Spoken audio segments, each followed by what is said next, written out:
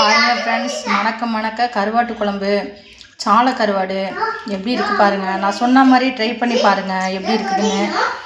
Try பண்ணி பார்த்துட்டு எனக்கு ஃபாலோ பண்ணுங்கள் ஃப்ரெண்ட்ஸ். வாங்க எப்படி செய்கிறதுன்றதை பார்க்கலாம்.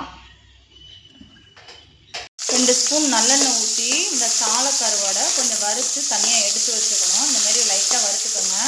இந்த எண்ணெயில் தான் இப்போ குழம்பு வைக்க போகிறோம். நல்லெண்ணெயில் 1 ஸ்பூன் வெந்தயம் போட்டு வெடிக்கணும். சின்ன வெங்காயம் பொடியாக வெட்டி வச்சுருக்கேன். அதில் 1 கைப்பிடி அளவு போட்டுக்கோங்க. நல்லா வதக்கிக்கோங்க. வதங்கினோடனே 2 பல் பூண்டு தட்டி போட்டுக்கோங்க. இப்போ பூண்டு போட்டுக்குவோம். நல்லா வதங்கணும். வெங்காயம் நல்லா வதங்கணும். அப்போ தான் குழம்பு நல்லாயிருக்கும். நல்லெண்ணெய் ஊற்றி செய்யுங்க கருவாட்டு குழம்புக்கு.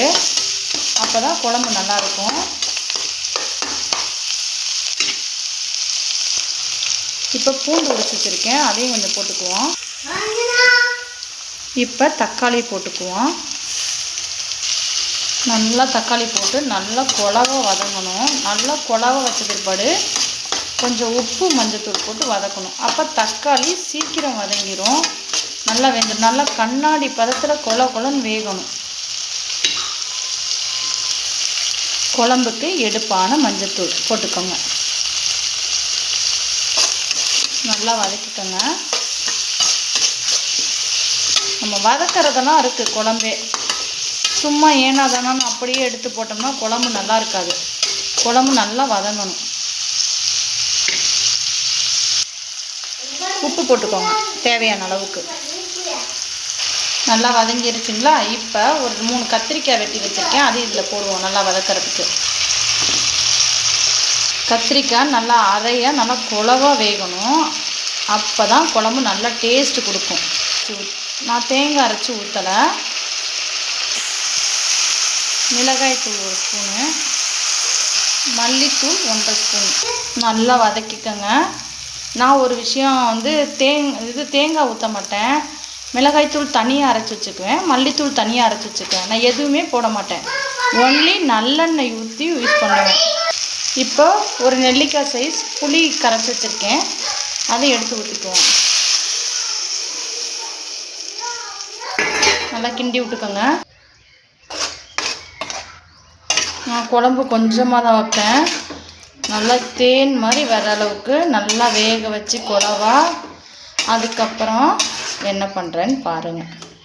கொஞ்சம் மேலே நல்லெண்ணெய் ஊற்றிக்கணும் கொதிச்சோடனே.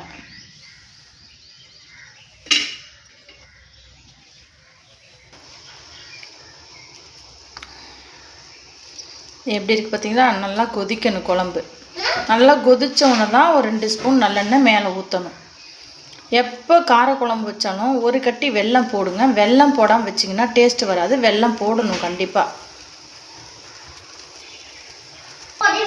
வாசனையே அவ்வளோ கமன்னு இருக்குது ஃப்ரெண்ட்ஸ். பாருங்களேன், செம்ம வாசனையாக இருக்குது. இப்போ நல்லா கொதிக்குது. இப்போ கருவேப்பிலை, பச்சை கருவேப்பிலை போட்டுக்குவோம் வாசனைக்கு. நல்லா கொதிச்சிட்ருக்கு ஃப்ரெண்ட்ஸ். நல்லா கெட்டி ஆகிட்டுருக்குது. என்ன பாட்டோடது. இப்போ கொஞ்சம் நல்லெண்ணெய் ஊற்றிக்குவோம்.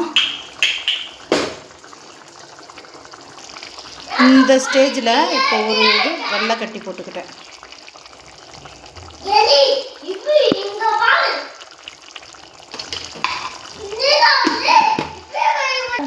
மணக்க கருவாட்டு குழம்பு ரெடி ஆயிடுச்சு.